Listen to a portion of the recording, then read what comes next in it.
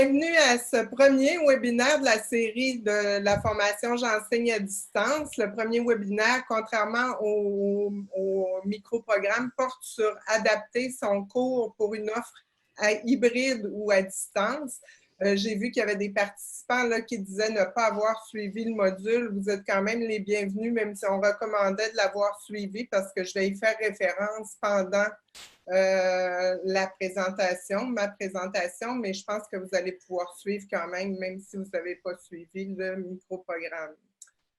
Donc, pour débuter, je vais vous rappeler les dates des prochains webinaires. Donc, vous pouvez mettre à vos agendas les 3 prochains webinaires. Vous pouvez aussi consulter la page qui a été créée, qui est disponible à partir de la formation J'enseigne à distance, qui vous donne plus d'informations, puis à partir desquelles vous pouvez vous inscrire. Pour le webinaire d'aujourd'hui, voici ce qu'on vous propose. Donc, je suis en train de faire la brève introduction de 3 minutes. Je vais ensuite passer la parole à ma collègue France Lafleur, avec qui j'ai eu l'occasion de collaborer pour préparer ce webinaire-là au cours des dernières semaines. Elle va avoir une présentation en 2 parties. D'abord, elle va parler d'animer et gérer une classe virtuelle synchrone, puis ensuite, elle va vous parler de comment animer une communauté d'apprentissage de manière plutôt asynchrone. On va alterner comme ça entre les présentations et les périodes d'échange et de questions. Donc, vous pourrez poser vos questions après chacune des présentations. Puis, on va continuer comme ça aussi avec ma présentation. Donc, je suis Isabelle Savard, professeure à l'Université de TÉLUQ. Je vais vous parler en complément à ce qui était dans le contenu du micro-programme adapté dont j'étais responsable, des critères de qualité d'un cours à distance ou hybride. Je vais tenter de rester dans le pratico-pratique en vous expliquant quoi, quand, pourquoi et comment. Donc, on va pouvoir ensuite échanger de nouveau. Vous allez pouvoir poser vos questions. On a un collègue qui est en ligne pour trier les questions et y répondre au fur et à mesure, puis soulever des questions dont on pourra discuter à la fin. Donc, on va compléter ensuite avec une période de questions ouvertes si vous avez d'autres questions qui n'avaient pas été soulevées ni dans le chat ni dans le courriel. Puis, on va faire une brève conclusion.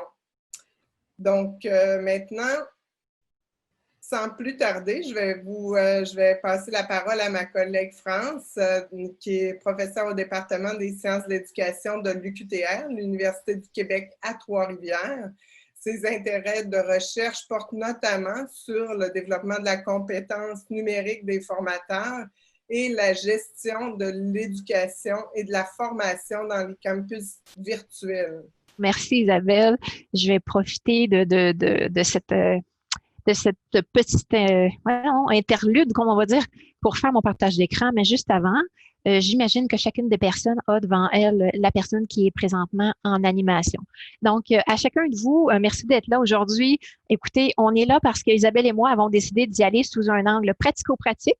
Donc, si vous avez un besoin de théorie, on se reprend un petit peu plus tard parce que vous savez que les 15 minutes qui viennent vont passer tellement vite. Alors, on plonge tout de suite. Alors, je suis, comme Isabelle l'a dit, j'arrive d'un milieu de pratique. Alors, ça me fait plaisir de partager mes 15 dernières années où est-ce que j'ai fait l'enseignement universitaire. Donc, tout ce que je vais vous nommer comme exemple ou comme présentation, là, vraiment, c'est teinté de mon expérience terrain. Alors, voilà, je vais tout de suite pour tenter de partager l'écran, mais chers collègues qui sont derrière la scène, je n'ai pas l'option. Alors, est-ce que vous pouvez me supporter pour faire parce que je n'ai pas le contrôle de la plateforme présentement. Donc, peut-être Claude peut me donner un petit coup de main. Ou bien Serge, peut-être. Alors, pour faire le partage d'écran, je n'ai pas les fonctions. Alors, vous voyez le genre de pépin qui arrive ce matin, c'est parce que j'en profite le temps que mes collègues vont m'aider à présenter. Parce que quand on a la gestion de la plateforme, alors, on a vraiment accès à différentes fonctions qui sont différentes de celui des apprenants. Donc, d'où l'importance de vérifier les fonctions juste avant ou, par exemple, dans ce cas-ci, on a du support technique, par exemple, de Claude et Serge qui sont en arrière-scène, si je peux dire. Donc, à ce moment-là, on peut partager les fonctions de partage ou d'animation, ce que je souhaite pour les instants qui viennent. Donc, je vais lire mes messages pour voir de quelle manière, ou sinon, je peux le déposer dans le clavardage pour que Claude puisse l'intégrer, n'est-ce pas? Je vais m'adresser à Claude pour voir si je peux faire un dépôt dans le clavardage. Ce serait mieux. Ou bien, Isabelle, tu me passes le contrôle de la plateforme. Ce sont des suggestions. C'est pas moi qui ai le contrôle de la plateforme. Alors, peut-être un petit coup de main de Serge ou Claude. Alors, je voudrais remettre le diaporama pour pouvoir partager l'écran. Alors, voilà, c'est fait. On m'a donné les accès. Donc, voilà, je vais partager mon écran. Merci beaucoup aux supporters qui sont là derrière scène. Alors, voilà. Je vous arrive tout de suite avec une présentation où est-ce que j'active l'écran. Vous avez de votre côté l'option de voir à l'écran tout ce que je présente ou encore de voir l'animatrice. Bon, moi, je vous conseille le diaporama, là, mais quand même, c'est un choix. Alors, en haut à droite de votre écran, vous avez les options pour ajuster votre appareil. Alors, voilà. De mon côté, j'y vais selon 2 thématiques. J'essaie toujours d'activer. On va y arriver. Alors, pour la première partie, je voulais vraiment vous parler de comment contrôler et comment gérer notre animation. Ça commence bien parce que je vous ai montré un exemple de contre-exemple finalement. Alors, qu'est-ce qu'on fait? C'est qu'au niveau de la conception, là, à partir du moment où je crée et je fais une animation en temps réel, donc on parle ici du mode synchrone en temps réel avec nos étudiants, mais là où on veut garder notre dynamisme et tout ça, alors il faut penser tout de suite à la conception de la séance. Alors, comment je veux faire le déroulement? Je dois prévoir sa durée. Et sa durée, là, c'est vraiment en fonction en fonction du niveau des apprenants ou en fonction du programme. Je veux dire, j'écrivais ici dans le diaporama plus courte qu'en classe réelle. Et là, ici, entendons-nous, je ne veux pas dire que la séance ne dure pas 3 heures. Ce n'est pas ça que je veux dire. Je veux dire que la façon qu'on prévoit l'animation en temps réel doit prévoir des interactions, des battements, des transitions. C'est en ce sens-là que je disais peut-être diminuer, mais ce n'est pas diminuer en termes de durée du 3 heures comme on donne habituellement à l'université, par exemple. Ben, pas toujours, là, des fois, c'est plus courte période. Mais ce qu'on voit aussi, c'est vraiment de favoriser des images, favoriser des schémas et y aller pour un côté de support visuel qui va rendre dynamique notre présentation. Alors, je continue maintenant. Au niveau des informations, on dit information, mais on parle aussi de formation parce que tout dépendamment de la plateforme avec laquelle vous allez enseigner, alors c'est important de prendre le temps de maîtriser l'outil, mais également de prendre le temps même si c'est un court moment, de s'adresser à nos étudiants, soit à la première période d'enseignement ou soit préalablement, pour eux aussi les former minimalement aux fonctions. Même si ce n'était que des fonctions de base, là, micro, caméra, on le sait, c'est traditionnel, mais plus que ça, quand on prône l'interactivité, on prône aussi de faire, par exemple, le partage d'écran. Alors, les fonctions de base doivent être vues pour justement que le cours ne soit pas saccadé et que ça soit plus harmonieux durant notre formation.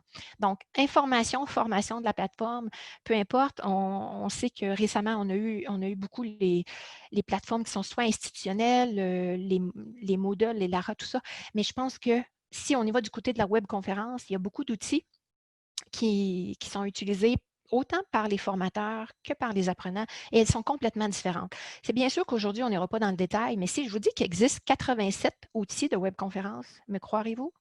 Alors, d'où l'importance du choix de votre institution et à partir de là, de soit utiliser les tutoriels qui sont préparés par notre équipe support technique ou encore de prendre le temps de parler en temps réel à nos étudiants. Donc, vous comprendrez que les exemples que je vous cite présentement ne sont pas tous contenus dans le diaporama parce que le diaporama vous sera partagé. Donc, ne vous inquiétez pas, je vais rapidement, je sais, mon débit est très rapide, mais que voulez-vous, ça fait partie de la personnalité du pédagogue. Donc, voilà, je continue aussi pour vous parler de la préparation de l'animation. Une des clés, c'est vraiment de se planifier. Est-ce qu'on veut des débats? Est-ce qu'on veut des échanges? Est-ce qu'on veut qu'il y ait du clavardage actif? Est-ce qu'on veut faire, par exemple, des ateliers en sous-groupe? Alors, tout ça fait partie de notre préparation à l'animation. Mais encore plus, pratico-pratique, je vous dirais qu'une des choses qu'on faisait, par exemple, comme Isabelle et moi ce matin, c'est qu'on a préparé les documents en avance, on les prépare sur le bureau de l'ordinateur et au moment où on veut faire des transitions, on a, par exemple, seulement à réactiver la page qu'on a baissée, là. Je veux dire, on les met sur notre bureau déjà préparés. Alors, tout ça peut paraître un détail, mais c'est en fait un peu la clé de la planification pour que le déroulement soit harmonieux et qu'il y ait des belles transitions entre les exercices, les débats, l'interaction et tout ça. Donc, vive la préparation. Et tout ça, ça veut dire aussi de tenir compte de nos apprenants. Alors, supporter, que ce soit visuel, audio, auditif, d'avoir des hyperliens. Alors, tout ça dynamise un cours parce que c'est de là que vient finalement le dynamisme d'un cours de ne pas faire pendant 3 heures. Ce que je suis en train de faire présentement, je vous défile le diaporama, mais attention, ça s'en vient, l'action s'en vient. Alors, au niveau de l'interaction, j'en ai déjà parlé. Alors, on parle vraiment de, par exemple, au niveau de l'utilisation du clavardage. Moi, j'ai eu tendance en début de carrière à me dire, oh non, non, je ne vais pas permettre le clavardage puisque je souhaitais toute l'attention. Jusqu'au jour où j'ai compris que j'étais dans l'erreur. Et je vous partage cette erreur-là pour pas que vous la fassiez justement. Je vous propose de laisser l'accès au clavardage. Et ça fait partie, par exemple, de la planification. Quand vous programmez votre séance, vous décidez des caractéristiques de votre séance. Et moi, je vous dirais, s'il vous plaît, laissez le clavardage actif, qu'il soit privé au public, parce qu'entre eux, les apprenants s'entraident. Donc, ce n'est pas une question de faire autre chose que de participer ou de ne pas supporter le formateur. Au contraire, on a des étudiants qui s'entraident et qui nous partagent, par exemple, des connaissances, des informations, qui font même du sport technique avec les collègues. Donc, pourquoi pas? Donc, en ce sens-là, l'interaction, elle est vraiment une des clés du succès. Donc, je continue. Bon, vous savez qu'au niveau des suivis, très important de faire des suivis personnalisés, que ce soit sous forme de forum, sous forme de communication directe, de suivi audio, vidéo. Alors, l'interaction qui est en forme de suivi permet, entre autres, de garder un peu ce qu'on appelle souvent la présence à distance, de tout ce contact-là. Alors, ce n'est pas une grande théorie, c'est vraiment du concret. Alors, communiquer, le suivi, se rapprocher, avoir des suivis personnalisés, des rétroactions, tout ça contribue à la présence à distance et contribue aussi au dynamisme qui fait qu'il se crée une chimie dans un groupe, d'où après ça toute l'importance de voir les gens qui sont interactifs et participatifs, donc qui contribuent à notre cours. Donc, voilà, grosso modo. Là. Et là, comme je vous disais tantôt, mais je pense que je vais faire autrement. Autrement, parce que ça fait déjà, par exemple, plusieurs diaporamas que je vous liste et vous dites, bon, voilà, c'est comme ça que ça se passe. Mais écoutez, quand on fait de l'animation à temps réel et qu'on veut garder l'attention, ce n'est pas nécessairement de défiler comme je suis en train de le faire visuellement, chacune des diapos. Ce qu'on peut faire, c'est quand c'est possible, on peut le donner en avance. Alors, je reviens et je continue de vous parler parce que le diaporama va vous être distribué éventuellement. Là. Donc, vous pouvez activer présentement l'image de l'animatrice. Alors ça pourrait rendre actif et intéressant, je l'espère du moins. Alors, la présentation. Ce qui fait que je continue quand même à vous présenter le deuxième sujet parce qu'en fait, j'avais 2 thèmes à aborder. Je voulais vous parler là, de la gestion du temps réel, de la classe virtuelle, mais je souhaitais aussi aborder dans les quelques minutes qui nous restent aussi, de voir comment on fait pour l'animation dans des communautés d'apprentissage qui ne sont pas en temps réel, celles qui sont soit sur une plateforme ou celles qu'on utilise par exemple dans des forums. Alors, encore une fois, des trucs pratico-pratiques, moi je vous dis, je vais y aller concrètement avec les forums parce que c'est ainsi ce qu'on a à gérer quand on commence les cours en ligne. On ne se le cachera pas, on a des dizaines, non, voire des centaines de courriels qui rentrent. Et comment gérer tout ça? Écoutez, une des premières clés de solution, c'est d'ouvrir un forum. Un forum de discussion où est-ce qu'on regroupe les questions, qu'on regroupe nos échanges et ça nous évite parfois de répondre 20 fois à la même question. Alors, les forums en mode asynchrone sont très, très utiles, bon, à tout point de vue, parce qu'on peut le faire au niveau pédagogique, comme des études de cas, évidemment, là, des exercices, tout ça. Mais moi, j'utilise personnellement pour m'aider à gérer toutes les communications qui sont parfois lourdes. Ça dépend si vous avez des groupes de 20 étudiants, 120 ou 200. Donc, une stratégie qui peut paraître simple, mais qui peut vous épargner beaucoup de temps à gérer vos courriels. Et ceci dit, comme je l'ai dit, c'était pour l'apprentissage, mais c'est aussi, par exemple, concrètement, à quoi ça peut ressembler quand on a à répondre à des questions en rapport avec les travaux. Alors, évidemment, moi, je vous conseille d'avoir des capsules vidéo qui expliquent les consignes des travaux, mais en plus, d'avoir le clavardage d'un forum en mode asynchrone qui n'est pas en temps réel pour regrouper les questions. Donc, je me fais souvent des forums pour le TP1, TP2, TP3 et comme ça, on regroupe les questions et on s'entraide. Ça permet aussi l'entraide et la collaboration entre nous. Donc ça, on parle vraiment de pratico-pratique, là, mais des petits trucs pour vous épargner des minutes précieuses dans votre gestion du temps. Alors, je continue aussi en vous disant que c'est important d'avoir des contenus diversifiés. Ben là, je ne vous apprends rien, là. À partir du moment où on a des contenus qui touchent aussi l'intérêt des apprenants, qui touchent leurs thématiques les plus sensibles, alors on va aller chercher du débat rigoureux. Il va y avoir je ne veux pas dire des prises de bec, mais à un moment donné, c'est vrai que quand on fait des études, pas des études, mais des débats, ça devient très dynamique de pouvoir utiliser les sujets d'actualité. Et je ne me risquerai pas aujourd'hui, par exemple. Alors, voilà. Alors, il y a aussi le fait de se préparer en avance, je disais tantôt, mais pas seulement préparer la plateforme à laquelle on prépare le cours, qu'il soit en mode synchrone ou asynchrone, mais de s'assurer d'un certain dynamisme. Et personnellement, je vous dirais que le dynamisme, il passe souvent par le choix des outils numériques qu'on en fera.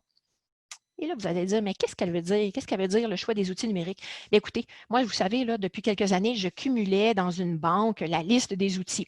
Et là, je parle de tous les outils qu'on peut utiliser en temps réel ou en asynchrone, mais tout ce qui est logiciel, application mobile ou programme qui nous permettent de faire de l'enseignement. Pas seulement au niveau de la télécollaboration ou, par exemple, des travaux de la suite Google, Google Sheet ou Google Doc ou Google Form, etc. Pas seulement ces outils-là. Je parle expressément des outils qui sont, par exemple, pour l'enseignement des disciplines. Alors, si on a un programme pour l'architecture ou si on a un programme de statistiques pour deuxième année universitaire, etc., alors, je vous dis qu'il existe vraiment une quantité incroyable d'outils numériques qui sont à notre portée. Et là, vous allez dire, mais quoi faire, que faire pour arriver à bien choisir ou à les connaître? Parce que c'est un peu ça, je crois, qui nous manque. Alors voilà, je vais vous partager dans quelques instants ce que je considère un petit trésor. Je vous partage mon écran, je vous reviens avec ça. J'alterne, comme vous voyez. Alors, j'essaie de vous afficher, pas le diaporama de tantôt, j'essaie justement de m'en sortir parce que j'ai mis les pages au bas de mon écran. Alors, j'y reviens pour partager l'écran. Voilà, j'y arrive. Alors, un petit moment de battement. Alors, je suis en train de créer, de faire programmer un Wikifad. Alors, pourquoi? Mais parce que ça va nous être très utile en tant que formateur en ligne. Peu importe que ce soit synchrone ou asynchrone, je tente présentement de regrouper les outils qui sont existants. Alors, jusqu'au 13 mars 2020, il y en existait des centaines. Oui, vous avez bien entendu, des centaines. Mais depuis le mois de mars, il en existe des milliers. Alors, ça me prend un petit peu de temps pour pouvoir les regrouper, mais vous aurez accès à une banque d'outils pour vous supporter. Donc, de là qu'on peut dynamiser notre enseignement. Et encore une fois, ce n'est pas dans le but là, vraiment de mettre une pression en se disant qu'il existe beaucoup d'outils, parce que le conseil que je puisse vous donner, c'est peut-être d'en choisir un ou deux, même s'il en existe des dizaines qui vont concerner votre discipline d'enseignement. Pourquoi? Parce qu'à partir du moment où on en maîtrise un ou deux, on devient plus en contrôle de sa plateforme et on devient à l'aise dans la formation en ligne. Et je pense que c'est suffisant pour donner un cours de qualité.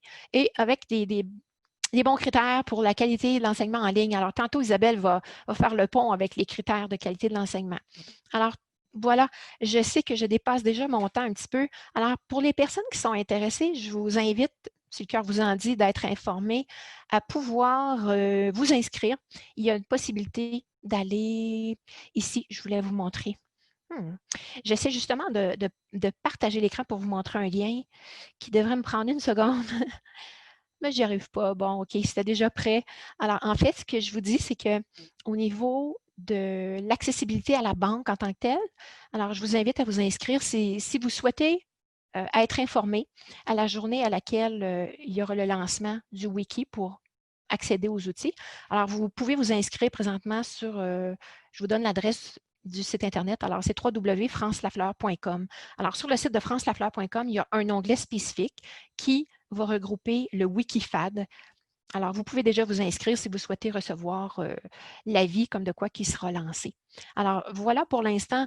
Je sais que c'est rapide. Je sais que j'ai fait le tour un petit peu trop rapidement, mais en fait, je vous retrouve au détour tantôt après la présentation d'Isabelle. Je souhaite prendre vos questions concrètes et continuer d'illustrer mes propos de façon très, très concrète là, sur le terrain. Je répondrai par des exemples pratico-pratiques. Alors, je redonne la parole à Isabelle. Donc, en fait, on peut prendre 15-20 minutes de questions pour France tout de suite. Donc, on peut enchaîner tout de suite avec le pratico-pratique en lien avec la présentation de France.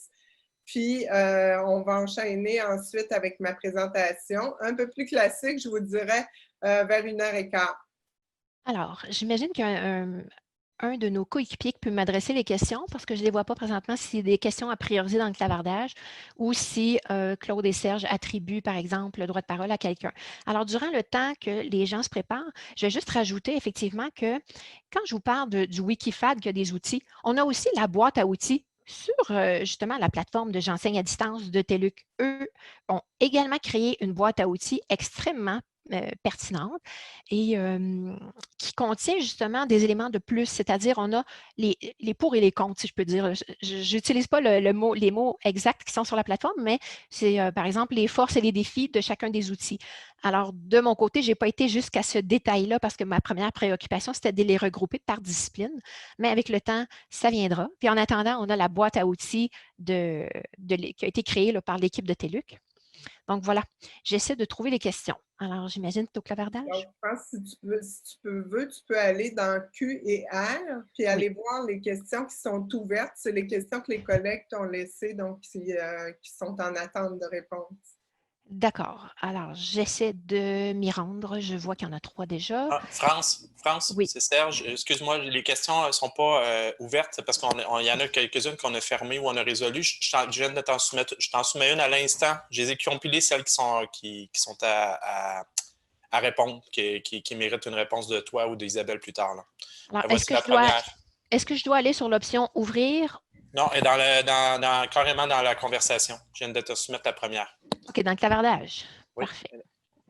Alors, le clavardage, mon Dieu, je vois qu'il y a plus de 50 messages. Je reçois également des messages en privé. Je suis désolée parce que je n'arrive pas à gérer tous les messages en privé pendant mon animation. Vous savez, ça, c'est l'expérience. Mais même à ça, écoutez, moi, je peux vous dire qu'après 80 cours d'expérience, 80 cours universitaires de 3 heures chacun, je n'arrive pas encore à contrôler toutes les questions-réponses. C'est ce que je fais présentement. Mais on y va avec les questions prioritaires. Là, j'essaie de trouver celle qui était de Serge. Bon, alors voilà. Je l'ai. Alors, merci Serge. C'est une question qui, si je crois bien, était pour M. Thibault. Alors, lors de mes interventions en classe virtuelle, j'ai constaté que mes étudiants sont très réticents à activer leur webcam. Est-ce que là peut constituer une limite ou une bonne animation du cours? Le cas échéant, comment les inciter à activer leur webcam? Ah, écoutez, je vais vous prêter mes petits trucs. Je vais même vous donner mes as, les as que j'ai dans mon jeu. Écoutez, moi, d'abord, à la première rencontre, ou à la pré-rencontre. Ça dépend du temps que j'ai pour organiser mon cours. Parce que quand on a un cours qui nous est attribué à la dernière seconde, on n'a pas eu le temps de préparer tout le matériel. Mais bon, on y va selon notre gestion de temps aussi. Disons qu'au premier cours, moi, je leur explique toute l'importance que j'ai de voir les visages. Évidemment, au début, oui, c'est intimidant.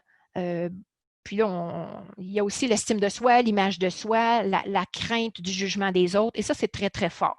Alors, si on veut parler des vraies affaires. Alors, disons que les gens ont cette inquiétude-là les premières fois, mais ça se dissipe dès que moi, je leur explique pourquoi j'ai besoin de voir les visages. J'en ai vraiment besoin, je leur dis, puis je leur fais vivre l'expérience en disant, vous, est-ce que vous aimeriez parler à un écran tout noir? Alors, est-ce que vous aimeriez parler à un mur de ciment? Alors, moi, c'est le sentiment que j'ai quand mes étudiants ferment la caméra. Parce que, évidemment, je pense qu'il y a aussi... comment je dirais ça? Il y a aussi toute cette importance de communication qui est dans le non-verbal. On le sait en neurosciences et en neurolinguistique, on sait que 93 de la communication vient de tout ce non-verbal et que 7 sont les mots. Mais je prends le soin et le temps d'expliquer à mes étudiants tout ce contact là, qui fait toute la différence. Moi, avec mes années d'expérience, je peux vous dire que parfois, je l'entends le commentaire qui dit on n'a pas, à l'écran, c'est froid, on n'a pas le contact, on n'a pas la présence. Mais moi, je regrette, je peux vous dire qu'on rit et on pleure dans mes cours. Il y a de l'émotion, il y a du contact, il y a un lien qui se crée et ça se crée aussi par des petits moments informels. Moi, par exemple, j'arrive avant le début du cours. J'arrive avant, puis je viens jaser de la météo. Et finalement, je vois passer le bébé, le chat, le cousin, et je crée des liens dans l'informel avant de passer à la discipline en tant que telle. Et tout ça, c'est un petit peu dans l'invisible, dans l'informel, mais tout ce qui se passe dans l'informel est quasi autant important. Du moins, je vais chercher tout cet aspect-là. Donc oui, bon, là, c'est un demi-as que je viens de vous dire parce que c'est la façon dont je m'y prends pour parler aux étudiants et les convaincre à quel point c'est important. Mais j'utilise une autre petite stratégie, vous savez. Dans mes cours, il y a quelques points qui sont attribués pour la participation. Et la participation, pour moi, ça passe par la contribution et la richesse des propos. Et ça vient aussi par l'interaction. Et je leur dis que ça passe aussi par s'exprimer à la caméra. Donc, j'en fais un outil d'évaluation. Je parle aussi du sens éthique. Donc, la compétence éthique passe aussi sur les compétences de communication. Bien, entre autres parce que je suis formatrice en éducation, donc on forme les prochains enseignants, les futurs enseignants, et je mets toute l'importance sur la communication, le sens éthique et l'application. Donc, je parle d'éthique appliquée. Et l'éthique appliquée, ça fait aussi partie de se présenter en classe à un cours et de ne pas être absent. Donc, autant on parle du sentiment de présence pour nos étudiants, bien, ça existe aussi en classe. Le sentiment de présence, c'est quand vous êtes là, actif, présent, et que vous vous montrez la binette. Alors moi, je fais le parallèle et en ligne, je leur dis, je veux la voir, ta binette, je veux voir comment tu files aujourd'hui, est-ce que ça va bien? Alors, il y a tout ça qui s'installe. Alors voilà mes 2 petits trucs. Alors, j'espère avoir bien répondu à M. Thibault.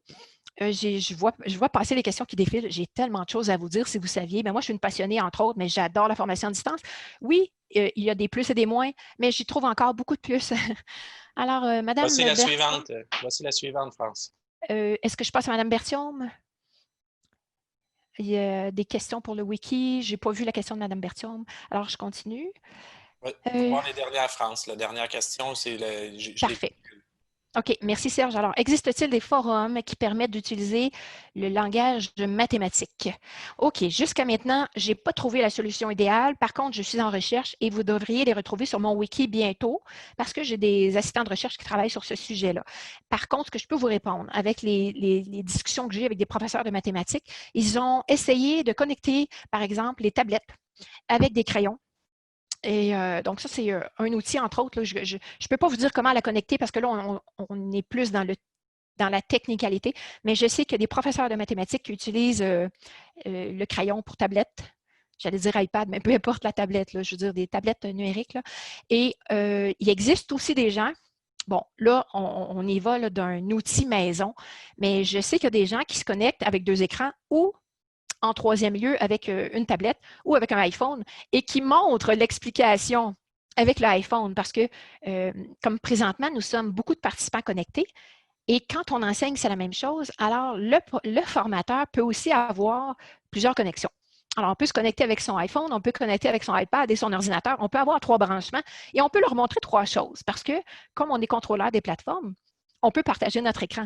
Donc, on peut partager l'écran du iPad, on peut partager l'écran du iPhone qui est en train de prendre justement une vidéo ou en temps réel.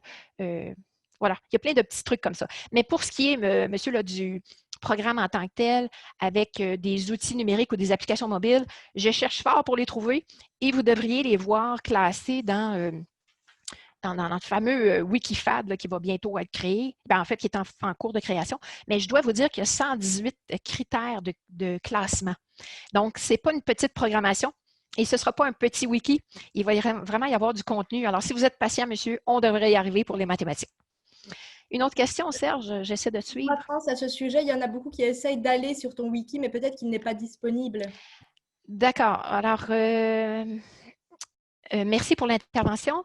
En fait, c'est que comme il est en programmation, il est en construction sur mon site. Donc, c'est pour ça tantôt que je vous ai invité à vous inscrire. Quand vous allez sur www.francelafleur.com, vous avez un formulaire pour vous inscrire dès que le wiki sera prêt. Si vous êtes inscrit à la liste de diffusion, vous recevrez un courriel pour vous dire à ce moment-là qu'il est prêt et accessible. Mais pour l'instant, on va sur francelafleur.com, on inscrit son nom dans la banque, puis je recommunique avec vous dans les meilleurs délais possibles. Alors, je prends maintenant la question de Serge, pas de Serge, mais que Serge m'a indiqué pour la question numéro 3. Alors, concrètement, quel type d'activité et de support recommanderiez-vous pour favoriser l'interaction, notamment en mode asynchrone? OK. Encore une fois, on peut aller, par exemple, ça dépend de votre niveau. Écoutez, on a un niveau de compétences différent, dépendamment si on était un participant, un formateur, ou si on en est à notre premier cours ou on est rendu à notre 3e cours ou 10e cours. Alors, pour ce qui est de comment interagir ou d'avoir des outils de télécollaboration en mode asynchrone, il arrive qu'on puisse utiliser les mêmes outils qu'on prend en synchrone. Par exemple, aussi simple que ça puisse paraître, un Google Form, un Google Doc. Vous savez qu'on peut travailler 50 personnes en même temps. Bon, évidemment, ce n'est pas l'idéal d'avoir 50 personnes, mais qu'on fasse un travail d'équipe de 10 ou 20, on peut travailler sur un même document en temps réel. Et ce même lien, en fait, c'est un hyperlien qu'on crée, peut être utilisé en mode asynchrone aussi. Alors, tous ces outils-là, que ce soit les slides ou bien, bon, je les oublie parce que je veux tellement vous dire de choses, mais si vous allez dans la suite Office 365 ou que vous allez dans la suite Google, on retrouve ces outils-là qui sont très utiles et performants dans les deux situations, synchrone et asynchrone. Puis encore une fois, parmi tous les critères de classement du wiki, vous allez trouver une catégorie qui va s'appeler exactement la question que vous avez posée là, pour la télécollaboration. Vous allez retrouver une banque à ce moment-là. Donc, à court terme, je vous dirais qu'on peut utiliser là, aussi simple que ceux que je viens de nommer, par exemple. Et je vous dirais que j'ai exploité beaucoup les forums en mode asynchrone sous forme d'études de cas ou de discussions ouvertes. Je fais même des discussions ouvertes parce que c'est excellent de vouloir structurer, mais c'est encore aussi très bon de permettre des débats ouverts, des questions ouvertes et des forums de « avez-vous d'autres questions ?» Donc là, on élargit, puis en même temps, on s'enrichit. Donc, voilà. Je vais essayer de continuer à répondre les questions. Je cherche la question numéro 4. Alors, la classe virtuelle, quels effets sur la pratique de l'enseignant? Est-ce que l'enseignant doit changer sa méthodologie d'enseignement? Pour la classe virtuelle, écoutez, pour arriver à faire la transformation et s'adapter, il y a des choses qui se refont, mais qui sont adaptées à cause que c'est numérique. C'est-à-dire que moi, je considère que c'est nos outils qu'on adapte. On va encore faire des parties de cours en partie magistrale, bien sûr, un peu comme on fait là présentement. On est en explication magistrale. Par contre, on peut aussi utiliser les outils numériques pour faire les supports visuels. Là où que ça dit, est-ce que je reprends la question, est-ce que ça change nos pratiques? Bien, effectivement, oui, ça peut changer nos pratiques par l'influence des outils ou par l'influence qu'on doit, on doit être dynamique. On doit attirer l'attention, on doit capter l'intérêt également. Et comment le faire? Moi, je vous dirais que tantôt, je l'ai dit vite, hein, on va pour varier. Alors, varier nos contenus, mais varier nos méthodologies, mais varier nos outils. Je vous donne un exemple. Souvent, quand j'ai fait des débats, moi, j'aimais bien faire des débats. Alors, pour en faire, je lançais un débat avec tout le groupe. Et après, je demande, bien, pas que je demande, mais je demande au système de créer des équipes aléatoires, de sorte à ne pas toujours placer les mêmes personnes avec les mêmes équipes. Et le système de webconférence, prenons le Zoom par exemple, peut créer des équipes qui sont aléatoires, de type aléatoire. Et de là, je demande, par exemple, de faire une étude de cas et un débat en équipe. Mais jadis, qu'est-ce que je faisais, c'est que je donnais une étude de cas qui était la même pour chacune des équipes et je croyais être excellente quand on revenait en plénière pour comparer les réponses. Jusqu'au jour où j'ai décidé de varier ma méthode, même si j'utilise encore le même principe, parce qu'à ce moment-là, je donne, par exemple, 3 ou 4 études de cas différentes. Et quand je reviens en plénière, bien, on apprend 4 fois plus puisque j'en ai donné 4 cas. Alors, il y a tous ces petits ajustements-là qui, oui, effectivement, c'est un ajustement dans mon enseignement, mais je vous dirais que c'est pas tant de changer sa pratique, mais juste d'adapter concrètement les petites choses. Et quand vous avez dans l'esprit de dire « jamais de la vie que je pourrais donner mon cours en ligne, ça ne se fait pas », moi, je vous invite à vous poser la question suivante. Qu'est-ce que je faisais quand je le donnais en personne? Alors là, ça vous amène à vous dire, est-ce que je donnais des exemples? Est-ce que je faisais une présentation en avant? Est-ce que je faisais des travaux d'équipe? Est-ce que je laissais des réflexions? Est-ce que j'utilisais des cartes conceptuelles? Qu'est-ce que j'utilisais en classe? Et vous allez trouver, dans la majorité des cas, un équivalent en numérique. Alors, soit dans l'approche ou soit dans l'outil. Alors voilà, j'espère que ça nourrit la réponse qui m'était adressée. Je vais maintenant essayer de prendre, Serge, je suis tes questions. J'ai fait la numéro 4. Je ne vois pas la 5, mais je peux voir... Ah oui, je vois que M. Thibault nous renseigne sur le francelafleur.com qui fonctionnait tantôt. Je pense que vous êtes très nombreux à vouloir vous inscrire en même temps. Il y a peut-être congestion. Il y a congestion présentement sur mon site. Alors, si vous y retournez un petit peu plus tard, ça va fonctionner. La 5 est en ligne. Merci. Oui, merci. Alors, Question 5. Avez-vous des suggestions pédagogiques quant à l'adaptation en ligne des expérimentations, d'habitude en classe? Alors, des suggestions pédagogiques quant à l'adaptation. Écoutez, si on faisait des études de cas, on le refait encore. Ça peut être, en fait, c'est parce que quand je disais tantôt de varier les outils, qu'est-ce que ça veut dire concrètement? Ça veut dire que j'ai souvent fait des études de cas écrites, documents Word noir sur blanc. Aujourd'hui, je fais des études de cas qui sont avec un document explicatif écrit, mais je fais également une vidéo teaser, là, une vidéo qui est percutante pour donner toute l'importance de la mise en situation ou de faire l'étude de cas. Et ça, encore une fois, ça peut être justement de préparer de très courtes vidéos, de 2-3 minutes. Alors, 2-3 minutes, c'est pour mettre le feu. Mettre le feu dans la pièce pour voir, pour que le débat se soulève et qu'on dynamise le cours. Donc, ça, c'est une adaptation de comment je peux transformer ma pédagogie, que autrement je le faisais verbalement dans la classe ou je montrais un diaporama au devant de la classe. Maintenant, je fais plus d'utilisation de mini-vidéos, de lancement. Je mets le feu avec une étude de cas ou je démarre souvent le cours par lancer, par exemple, un sujet d'actualité et je fais le pont et je traverse avec le contenu du cours. Donc, au fil du temps, c'est un peu comme ça là, que j'arrive à aller vers une pédagogie qui s'adapte à ce que je faisais avant. Mais on ne réinvente pas la roue totalement. C'est juste qu'on s'ajuste dans la façon de le présenter. Mais vous savez qu'on y arrive. Puis, j'en profite, j'ouvre une parenthèse parce que c'est la question qui m'est posée le plus souvent là, depuis 6 mois. Alors, la question la plus populaire, c'est vraiment comment faire pour enseigner 3 heures? J'y arriverai pas, c'est trop long, j'ai mal aux oreilles, je ne peux pas passer 3 heures devant mon écran. Mais en fait, la stratégie que j'ai trouvée la plus concrète, c'est de continuer de faire des travaux d'équipe, de continuer de donner un temps où est-ce qu'on permettait à nos étudiants d'échanger en équipe. On continue de le faire. Alors, le 3 heures va passer beaucoup plus rapidement que ce que vous le croiriez, surtout si vous êtes dans votre premier cours, par exemple. Alors, on se donne le temps. Et est-ce qu'on peut se donner le droit à l'erreur? Oui. Et oui, les étudiants commencent eux aussi, on commence nous aussi. Donc, on fait des ajustements dans ce sens-là. Donnons-nous le droit à l'erreur, donnons-nous le droit de s'ajuster. Pourquoi pas? Vous savez, après toute l'expérience que j'ai, là, mais je m'ajuste encore, puis je fais encore des erreurs. Donc, comme vous l'avez vu tantôt, là, je prends la peine de vous dire, oui, quand on est l'animateur principal, on a toutes les fonctions au bas de l'écran. Mais je n'ai pas pensé qu'en animant à 4 aujourd'hui, comment dire ça, là, la propriété des fonctionnalités de l'animateur allait être à une autre personne. Bien voilà. D'où, encore une fois, le conseil de faisons des pratiques. Faisons des pratiques. Avant de donner son premier cours, pratiquez-vous avec votre voisin, votre cousin ou quelques étudiants volontaires qui ont le goût d'essayer aussi. Donc, dans la façon informelle, quoi de mieux qu'une bonne pratique? Voilà, je vais essayer de prendre une prochaine question. Alors, je vois la 6. Voilà, c'est bien ça.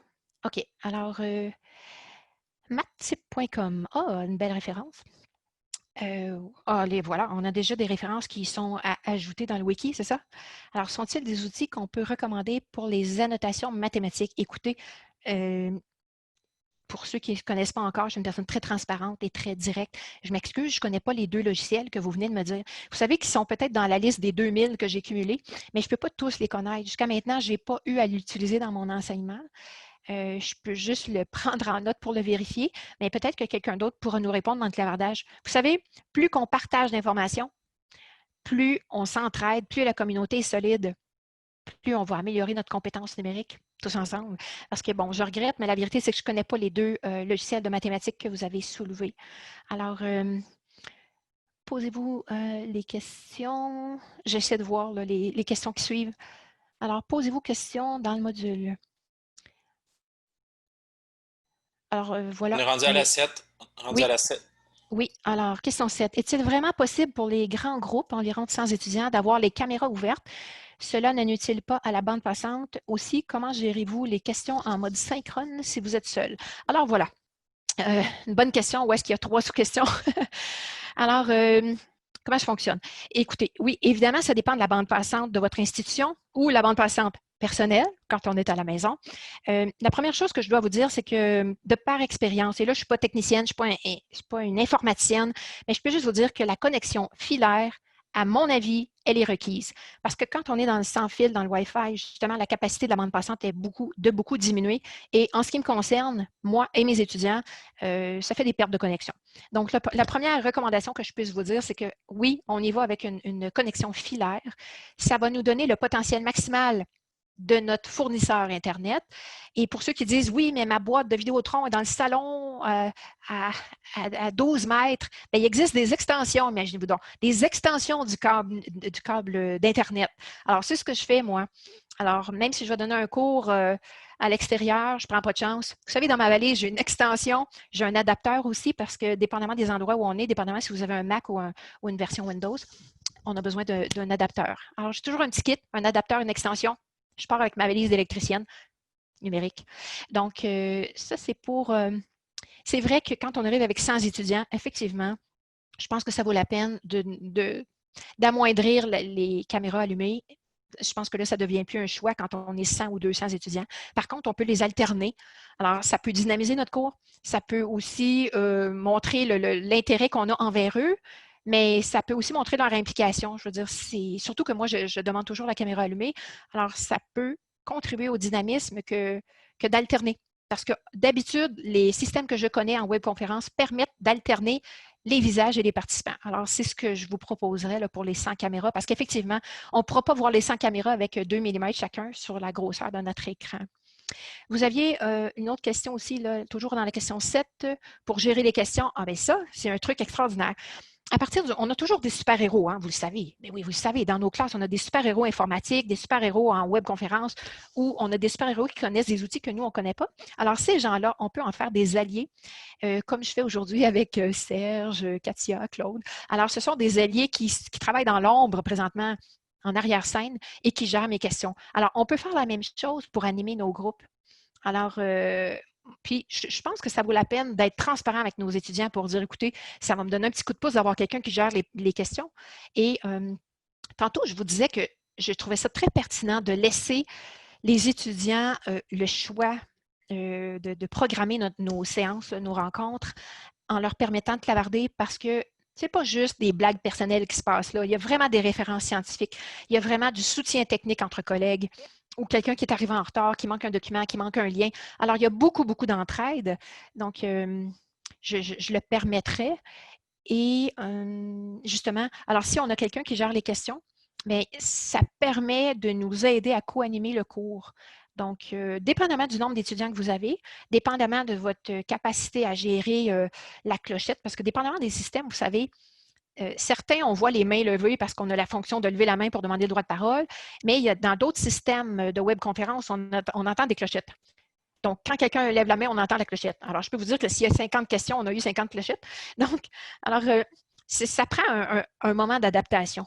Laissons-nous, s'il vous plaît, la chance de s'adapter, mais c'est une très bonne idée que de nommer un super-héros pour nous aider à faire la gestion du clavardage. Ceci dit, vous savez, vous avez été témoin tantôt là, quand j'ai demandé l'aide, parce que vous savez, j'étais en train de manquer d'oxygène. Tantôt, quand j'ai vu que je ne pouvais pas faire mon partage d'écran, vous aviez deviné qu'il y avait un petit malaise. Mais comment faire? C'est que vous savez que dans les options de chacun des participants de la séance actuelle, à côté des noms, vous ne pouvez pas le faire présentement parce que vous n'êtes pas dans une position d'animateur, mais nous, on a l'option d'aller sur la liste des participants, de mettre le curseur sur le nom de la personne et on peut lui transférer la passation des droits. Alors, lui donner plus de pouvoir sur la plateforme. Alors, il peut devenir un j'ai oublié le terme, co-animateur. Donc, avec co-animateur, on lui partage nos pouvoirs, nos pouvoirs de gestion. Alors, c'est ce que je vous propose pour devenir un animateur hors pair. Mais laissons-nous du temps. Alors, je prends une autre question. Je suis rendue à la 7. En fait, je pense qu'on est arrivé au moment oui. où il va falloir faire la transition. Je m'excuse de te couper, oui. Puis je te remercie infiniment. Si je peux me permettre d'ajouter, le super-héros aussi peut être un collègue de travail avec qui on fait une alliance, disons, pour pouvoir aller jouer en arrière-scène dans son cours alors que le collègue peut venir jouer en arrière-scène dans notre cours. Donc, des fois, ça fait des conditions gagnantes.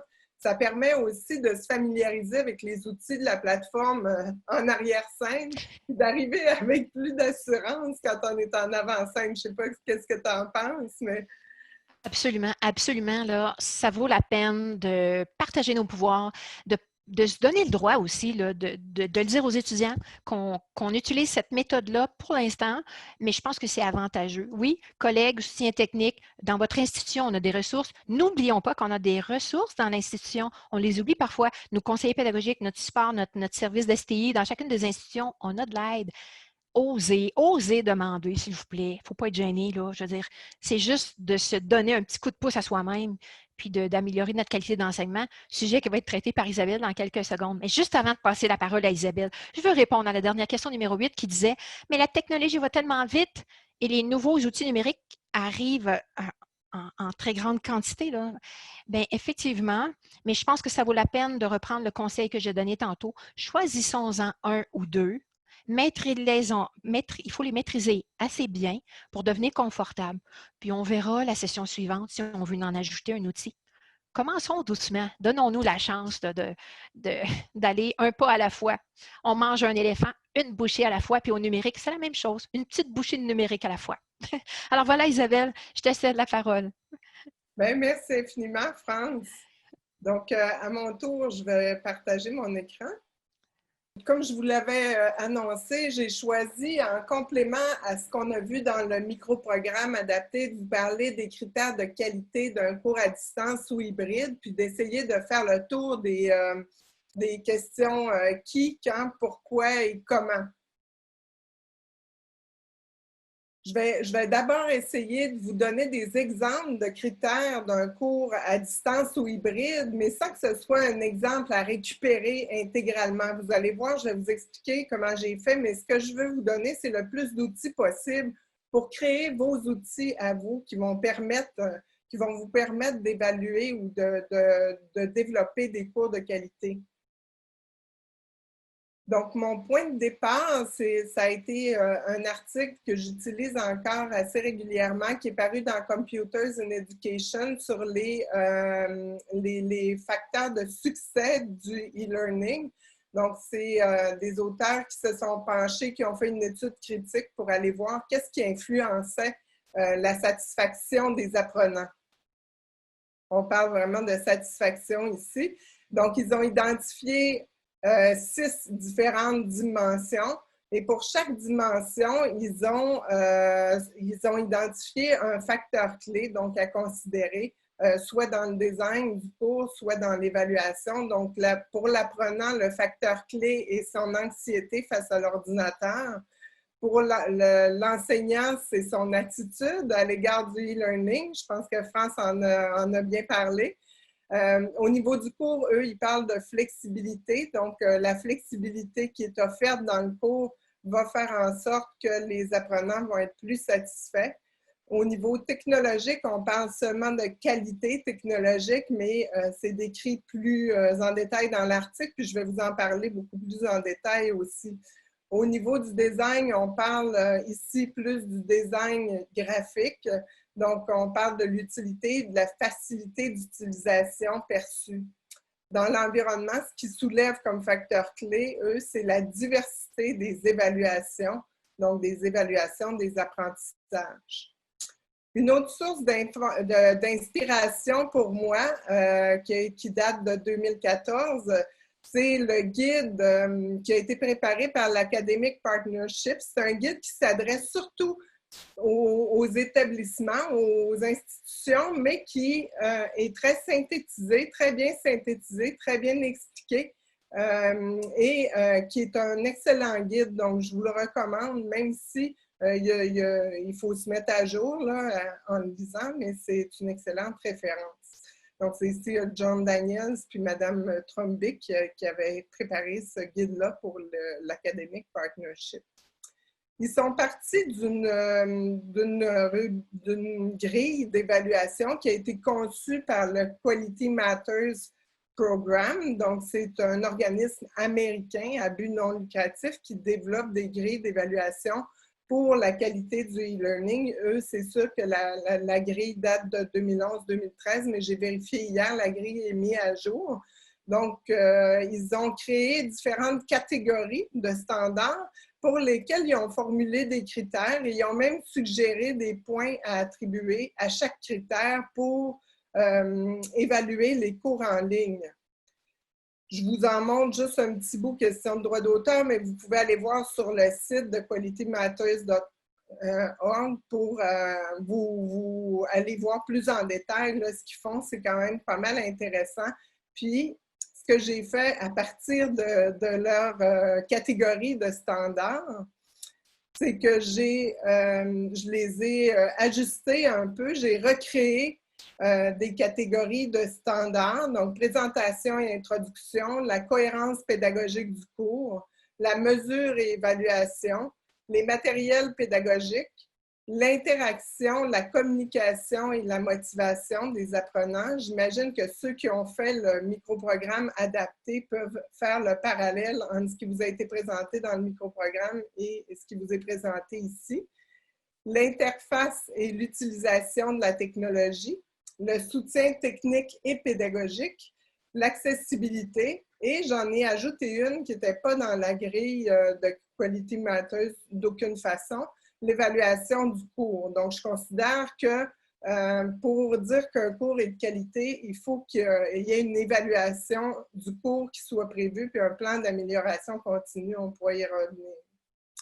Donc, ce que j'ai fait à partir de ces grandes catégories-là, c'est que je suis allée voir différents outils, soit des listes de vérification, soit des grilles d'évaluation qui sont utilisées dans différents établissements d'enseignement.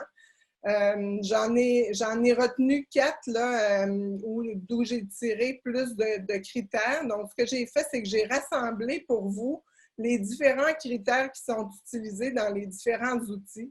Donc, j'ai regardé l'outil qui est préparé par le service d'appui à l'enseignement et à l'apprentissage de l'Université d'Ottawa, le guide des bonnes pratiques qui est disponible à l'Université Laval. J'ai regardé aussi ce qui était disponible du côté de l'Université de Carleton et ce que mes collègues Katia et Serge ont préparé à l'Université TÉLUQ.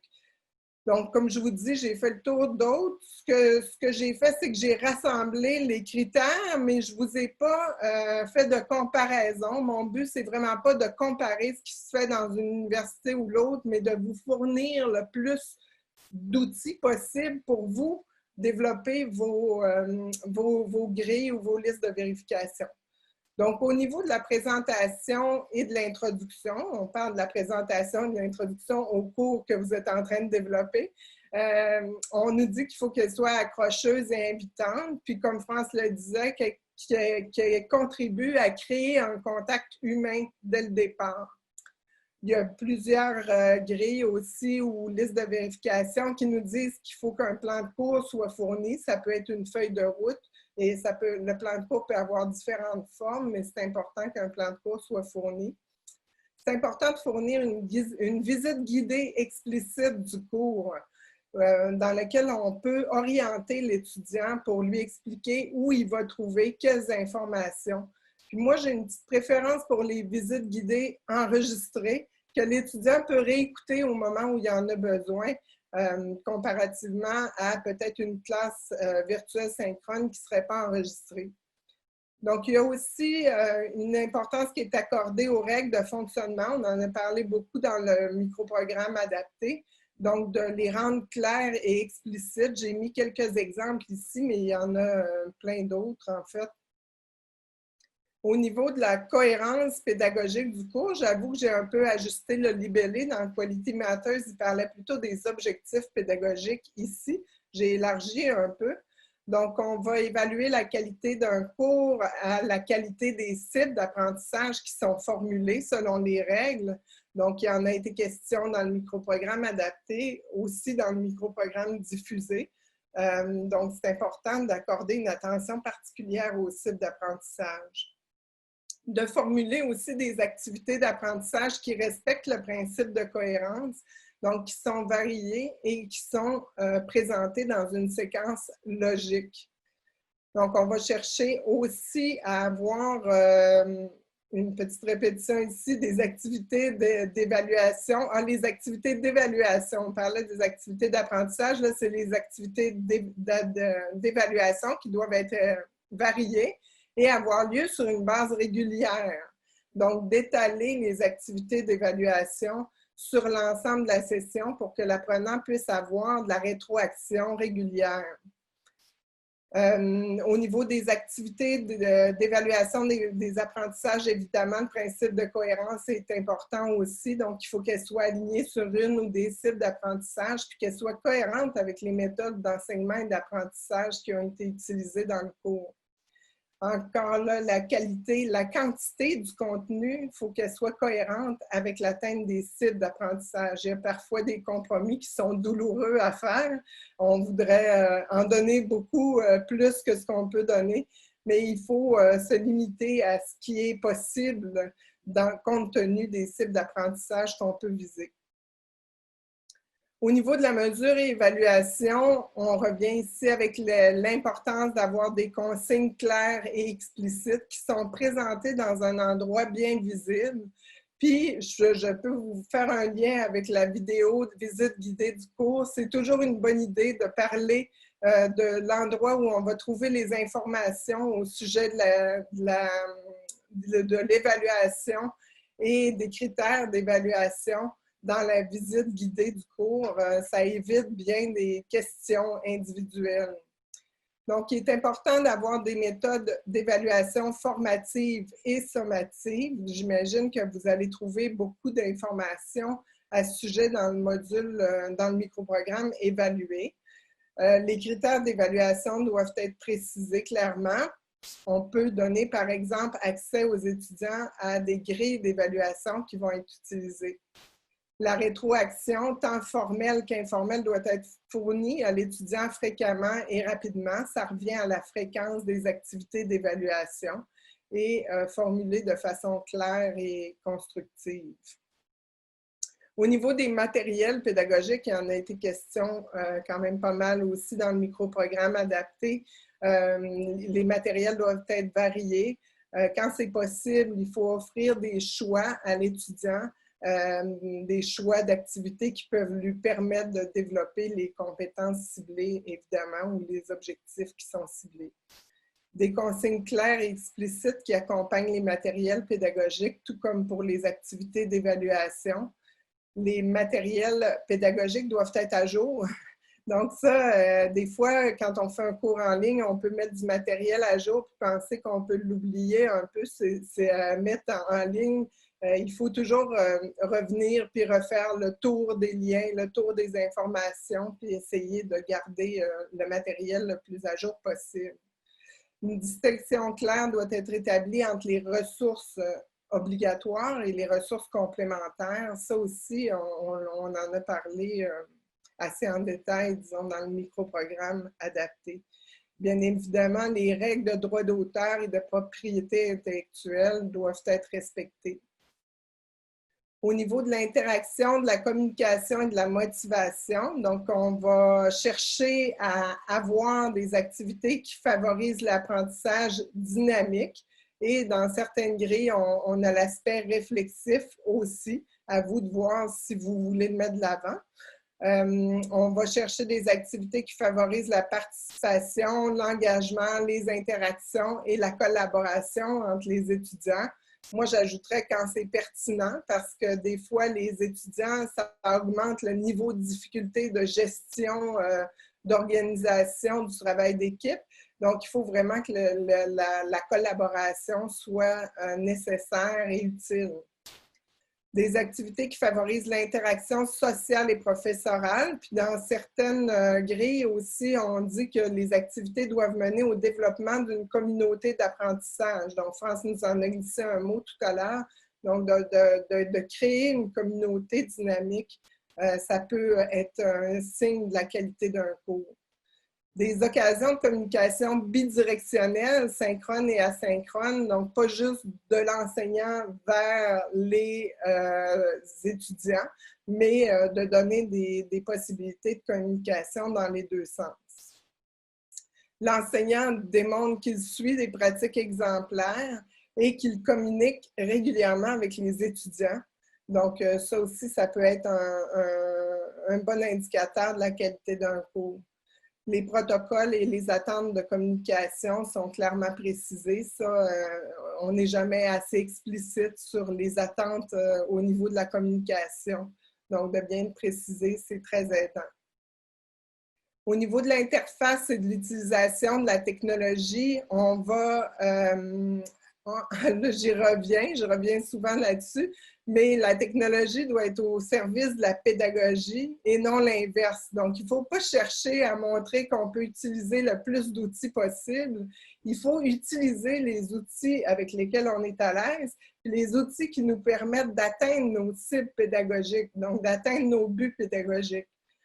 La présentation visuelle du cours va faciliter l'apprentissage, c'est-à-dire qu'on va chercher une présentation claire, dégagée, la taille des caractères va être appropriée. Bref, on respecte les principes du multimédia qui ont été présentés dans le microprogramme diffusé.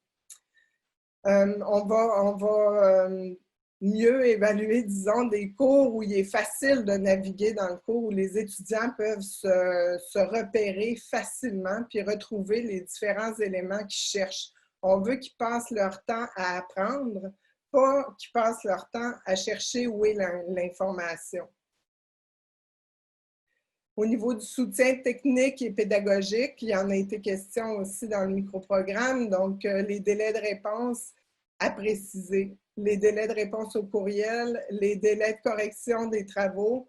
C'est toujours très utile de dire aux étudiants quels sont les délais habituels. Si une journée, vous n'êtes pas du tout disponible parce que vous enseignez toute la journée ou vous avez d'autres activités professionnelles cette journée-là, c'est bien de le préciser parce que les étudiants n'attendent pas de réponse, puis ils ne s'imaginent pas que vous n'avez pas reçu le message, puis ils vous le renvoient une deuxième, troisième fois. Donc, de préciser les délais de réponse, ça permet d'éviter un peu ces inconvénients-là.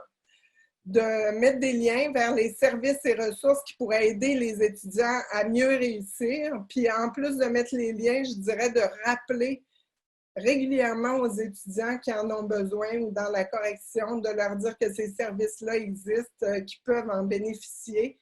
Et ça va être très aidant pour les étudiants, puis ça va aider à la qualité du cours aussi. Donc, on doit fournir, comme on l'a dit dans le microprogramme, l'occasion aux étudiants de fournir une rétroaction constructive au sujet du cours, que ce soit au niveau du contenu, du design, du processus d'apprentissage. Donc, il faut faire des étudiants ses alliés, France le disait tout à l'heure. Au niveau de l'accessibilité, un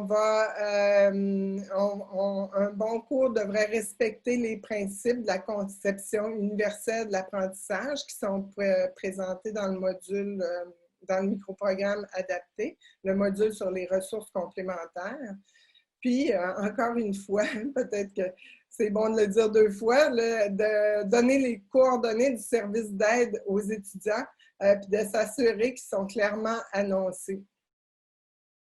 Au niveau de l'évaluation du cours, je le disais tout à l'heure, c'est mon ajout, mais un plan d'amélioration continue du cours, se faire un plan d'amélioration continue du cours peut vous permettre aussi de montrer aux étudiants puis de vous donner un plan d'évaluation du cours. Donc, vous pouvez prioriser certains éléments dans une première itération. On est dans une logique de développement itératif, de développement progressif. Donc, vous ne pouvez pas développer un cours parfait dès la première itération. Le fait d'avoir un plan d'amélioration continue peut vous permettre de mettre des dates sur les critères que vous savez que vous ne rencontrez pas à la première itération. Donc, quand et pourquoi on va utiliser ces critères-là? Je suis allée dans le très simple. Avant, pendant et après le cours. Donc, avant, ça va être pour guider le design pédagogique du cours. On peut l'utiliser comme en liste de vérification, par exemple. On vous en a fourni une dans le microprogramme adapté. Vous pourriez la bonifier à l'aide des critères que je viens de vous présenter. Pendant la prestation, pendant la session où le cours est donné, on peut utiliser ces critères-là justement pour permettre aux étudiants de soulever des problèmes, de contribuer à l'amélioration continue du cours. Ça peut servir de base aux discussions. Après, bien évidemment, pour évaluer l'expérience, planifier la prochaine version du cours, mais peut-être aussi pour planifier un autre cours à distance ou hybride que vous êtes en train de développer. Donc, comment on peut faire ça? Donc, idéalement, je vous dirais que c'est bon d'avoir une concertation au niveau de l'équipe programme, d'en discuter entre vous des critères de qualité. Ça va premièrement vous aider à les intégrer, à les mettre en pratique, puis à prioriser en équipe programme. Bien, ça permet d'avoir un plan de développement programme, pas juste un plan de développement du cours. Donc, de s'entendre aussi au niveau de l'équipe programme sur un sondage à utiliser pour aller chercher, faire de l'évaluation formative du cours qu'on vient de développer ou des cours qu'on vient de développer. Ça peut permettre de faire des comparaisons, d'identifier où il y a des redondances, où il y a donc d'avoir un portrait global du programme. C'est sûr que ce n'est pas toujours possible. Donc, à ce moment-là, c'est à chaque enseignant d'y aller de son initiative puis de développer ses outils, mais l'idéal, c'est d'essayer d'avoir des outils communs. Comment utiliser ces critères-là? Bon, avant, ça va être plutôt une liste de vérification en général qui est utilisée. Pendant, ça peut être utilisé avec des sondages en ligne, avec des boîtes à suggestions, avec des forums de discussion thématiques, comme l'expliquait France tout à l'heure, donc qui sont subdivisés avec les catégories de standards que je viens de vous présenter. On peut aussi planifier des discussions ouvertes en classe virtuelle avec comme base le document qu'on a utilisé pour identifier les critères qui sont prioritaires pour nous. Après, ça va être plutôt le traditionnel sondage en ligne en général, mais ça peut aussi être intéressant de mettre des groupes de discussion, des focus groups, pour aller palper le pouls des étudiants, essayer de faire émerger des pistes d'amélioration. Pour l'avoir fait à plusieurs reprises, je peux vous dire que ça permet d'identifier des choses qui ne sortent pas nécessairement dans les sondages en ligne. Puis ça peut être pertinent de le faire, surtout quand on fait un gros virage vers un changement important, disons. Donc, en terminant, je vous réfère à une étude empirique toute chaude qui a été produite en 2020. Donc, c'est aussi des auteurs qui se sont penchés sur les facteurs de succès, des cours en ligne. Ils ont développé, à partir d'une étude, si vous allez voir l'article, vous allez voir que c'est quand même assez élaboré, mais ils ont développé un modèle multidimensionnel qui permet d'évaluer le succès des systèmes d'apprentissage en ligne. J'ai trouvé ça franchement très intéressant.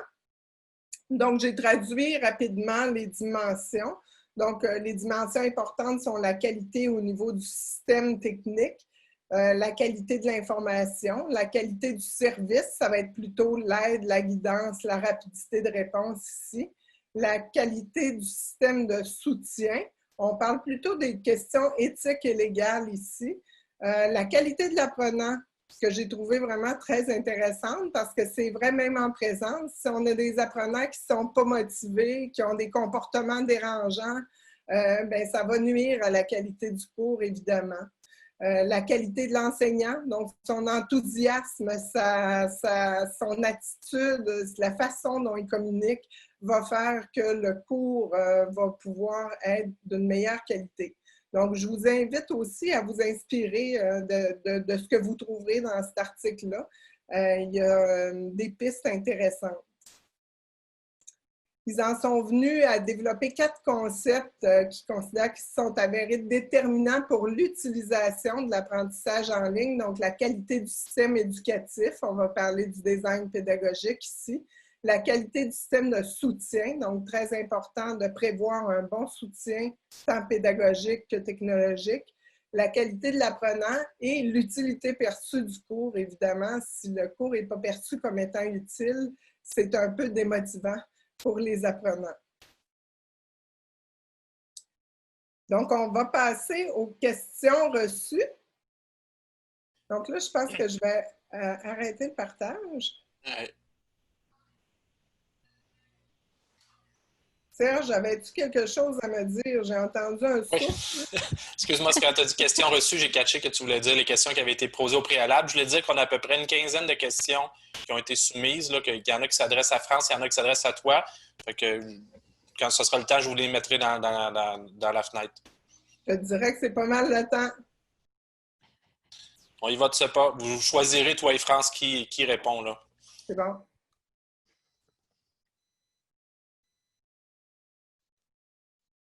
Et Tu vas c'est les mettre parti. dans le chat, Serge, ou C'est avez-vous parti. des suggestions pédagogiques quant à l'adaptation en ligne d'expérimentation? Ah, mais je pense que c'est une question qui revient, ça. On l'a traité un peu dans le microprogramme adapté. On est allé chercher des exemples. Il y a des collègues du Collège d'Ottawa, entre autres, qui ont fait différentes expérimentations avec des travaux qui étaient des travaux pratiques sur le terrain, mais qui ont adapté finalement. C'était des travaux pratiques en groupe. Des expérimentations qui se faisaient en groupe. Donc, ce qu'ils ont fait à distance, c'est qu'ils ont fait un travail dirigé sur le terrain qui décrit bien tout ce qu'il faut que les apprenants fassent, mais les apprenants vont sur des terrains qui sont près de leur milieu et ramènent en classe virtuelle l'ensemble des expérimentations. Donc, ça permet dans une interaction de groupe d'avoir une variété de milieux au lieu d'en avoir un seul qu'ils auraient vu en expérimentant la même situation en groupe, disons. Donc, j'en ai parlé aussi avec Normand Voyer, que vous avez pu voir dans le microprogramme adapté pour les laboratoires, par exemple en chimie. Où il y a des expériences qui sont dangereuses, mais c'est beaucoup plus complexe parce qu'on ne peut pas demander aux étudiants de faire ça dans leur salon. On ne peut pas demander de faire ça ailleurs que dans un laboratoire sécurisé. Donc, ce qu'il me disait, lui, c'est qu'ils sont rendus à penser à utiliser les vidéos, donc d'amener les étudiants à se préparer à domicile, mais à faire des visites en laboratoire sur une plus longue période pour s'assurer qu'il y ait moins d'étudiants en laboratoire en même temps, donc de faire un horaire de roulement. Ça peut être des exemples. On peut vraiment faire pas mal de choses avec l'utilisation de la vidéo, des enregistrements. Donc, les étudiants peuvent faire des présentations de leurs expériences puis les ramener au groupe ou à l'enseignant. Est-ce qu'on est rendu à 10, là? Oui. Tout à fait.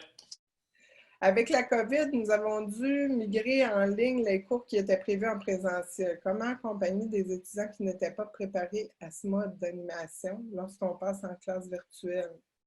Bien, là, vraiment, je dirais, puis France, tu pourras peut-être compléter, c'est qu'on a eu la situation extrême avec le COVID. C'est qu'il y a des gens qui n'étaient pas préparés, que ce soit des enseignants, que ce soit des étudiants, qui n'étaient pas préparés psychologiquement ni techniquement à se tourner vers la formation en ligne, qui ont fait le virage. Donc, moi, franchement, je peux vous dire que j'ai été impressionnée par ce que j'ai vu. Ma fille est au cégep, puis il y a des gens qui se sont vraiment bien tournés rapidement. Les bons trucs que j'ai vus, ça a été de justement planifier des classes virtuelles synchrones pour expliquer la situation, les décisions prises, les orientations. Mais ce qui a été beaucoup apprécié des étudiants, en tout cas que j'ai interviewés, c'est de rassembler tout ce qui est disponible en un même endroit pour que les étudiants puissent aller voir régulièrement ce qu'ils ont à faire puis puissent se repérer dans le temps parce qu'ils ont perdu tous leurs repères, en fait. France, est-ce que tu avais quelque chose à ajouter à ce sujet-là? Bien, Je peux citer comme exemple qu'à l'université, du côté là, de l'Université du Québec à Trois-Rivières, on a eu notre équipe de soutien pédagogique qui a créé des procéduriers, des tutoriels, soit vidéo, soit visuels, pour un peu accompagner les étudiants. Mais on a aussi eu les enseignants qui ont pris le soin de faire des regroupements pour supporter là, par webconférence, donc pour faire des pratiques. Donc, ça a aussi enlevé l'anxiété parce qu'il y a eu, effectivement, si on tient en compte l'aspect humain de la chose, alors ça a créé beaucoup d'anxiété. Donc, on a été proche, humainement proche de nos étudiants en faisant des séances de pratique et en faisant des séances informelles. Donc, c'est un peu comme ça qu'on a appuyé. Mais je vous dirais qu'il y a aussi eu toute la communauté des étudiants qui se sont eux aussi rassemblés de leur côté et qui se sont partagés leurs trucs. Donc, certains ont écouté des cours en direct ensemble. Donc, bon, malgré la distanciation, là, je sais que certains étudiants qui ont partagé leurs outils parce que ce n'est pas tout le monde qui possède un ordinateur ou un iPhone, mais on a comme l'impression que tout le monde a tout ce qu'il faut, mais ça, c'est une autre réalité, là. Il y a des étudiants qui n'avaient pas les outils nécessaires, mais il y a eu le bel esprit d'entraide entre eux. Donc, il y a eu ceux qui avaient seulement leur iPhone qui ont appris à ceux qui avaient seulement le portable, les fonctionnalités, les applications mobiles, tout ça. Donc, il y a vraiment eu une cohésion, là, je ne sais pas comment dire, là, mais un tourbillon d'entraide. Donc, autant que ça venait de l'institution, autant des étudiants entre eux. Ça a créé d'ailleurs beaucoup d'inquiétudes chez les enseignants, cette collaboration-là entre les étudiants, notamment pour les activités d'évaluation. On a fait quelques réflexions avec des enseignants qui ont été interrogés dans le microprogramme adapté aussi. Mais il faut se dire que les étudiants, en échangeant entre eux, ils apprennent beaucoup aussi. Mais je rajouterais aussi, Isabelle, qu'il y a eu des créations je ne vais pas dire des forums, mais de l'utilisation ou l'exploitation des réseaux sociaux. Donc, on a vu, autant chez les étudiants que les formateurs, on a eu par exemple, des communautés Facebook, groupes privés qui se sont créés pour s'entraider entre formateurs. Et de là aussi, là, quand je vous disais tantôt, l'informel y est pour beaucoup, bien, autant dans notre enseignement qu'entre collègues, on a vu des communautés d'apprentissage qui se sont formées. À titre d'exemple, pour le plaisir et par spontanéité, j'ai démarré un 5 à 7. Tous les jeudis, on avait un 5 à 7. Bien, derrière le vin et fromage, je peux vous dire qu'on s'échangeait des petits côtés techniques. Donc, il y a toutes sortes de façons là, de s'approprier la compétence, même avec un bon verre de vin. Ça fait le travail. C'est important de joindre l'utile à l'agréable. Donc, on va aller à la 11e question. Oups, je l'ai perdu. Dans le travail de collaboration, existe-t-il un logiciel ou un module pour les citations bibliographiques? Bien, en fait, je peux répondre, Isabelle, si tu veux, le point de départ que j'ai. Moi, de mon côté, je travaille avec EndNote et dans la version virtuelle, là, je ne sais pas si j'ai le terme exact, là, mais il est accessible en ligne autant à l'université qu'à la maison et je peux partager mes documents avec les personnes que je choisis de le partager. Donc, c'est tout simplement, il y a un onglet en quelque part où je peux ajouter avec qui je partage et j'ajoute l'adresse courriel de la personne et à ce moment-là, ça devient de la télécollaboration. Au même titre là, que nos Google Docs, Google Forms, là, on peut partager nos banques de données de références bibliographiques. C'est possible également avec Zotero. Je vous invite d'ailleurs à aller voir sur le site de la TÉLUQ. Mon collègue Patrick Plante fait 2 présentations, 2 webinaires à l'attention des étudiants à la TÉLUQ, mais dans lequel il parle de l'utilisation de Zotero, puis il explique très bien ce qui peut être fait à ce niveau-là.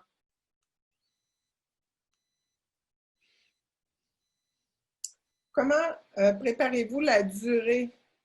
Teaser. Oui, je pense que ça fait référence à ce que je disais tantôt.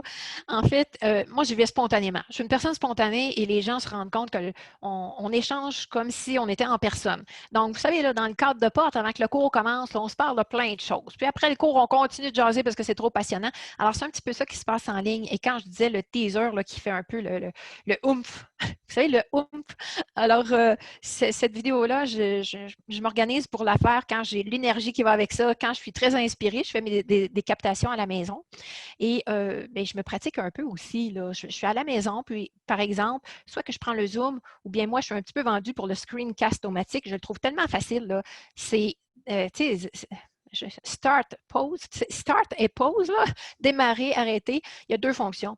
Et c'est vraiment facile parce que dans bon, je prône celui-là, mais comme vous savez, il en existe plein d'autres, c'est qu'on peut mettre en médaillon, comme on faisait tantôt, là, on peut mettre à l'écran, on peut projeter à l'écran ce qu'on veut montrer aux étudiants et parler en médaillon, ou l'inverse, en un seul clic, on peut voir l'animateur et mettre le travail en médaillon. Ou bien pas du tout. On peut mettre juste un partage d'écran comme si on souhaite partager l'écran qui est devant nous. Donc, c'est comme ça que je prépare mes petits teasers, puis c'est là que je mets le feu dans la place, là, puis qu'on a bien de fun. Là. Beaucoup de plaisir en enseignement. Vous savez, le plaisir en enseignement, là, c'est partout, en présence ou en ligne. Donc, je vois que je vais répondre.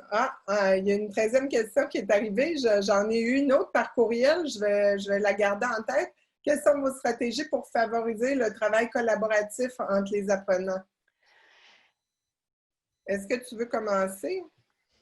Oui, alors favoriser le travail. Écoutez, moi, la première chose que je mentionnais tantôt, c'est d'aller chercher les intérêts qui captent leur attention. Le sujet comment je dirais ça? Les sujets qui les motivent, les sujets qui vont aller vraiment capter l'intérêt. Je porte une attention particulière au choix des sujets, lorsque c'est possible, bien sûr. Là. Puis pour aller vers la collaboration, je vous donne un exemple, parce que tout ça, ça se passe en lien avec votre discipline, puis concrètement, là, votre didactique. Moi, j'ai souvent fait réaliser, par exemple, à mes étudiants, parce que je suis en enseignement, des entrevues avec des auteurs.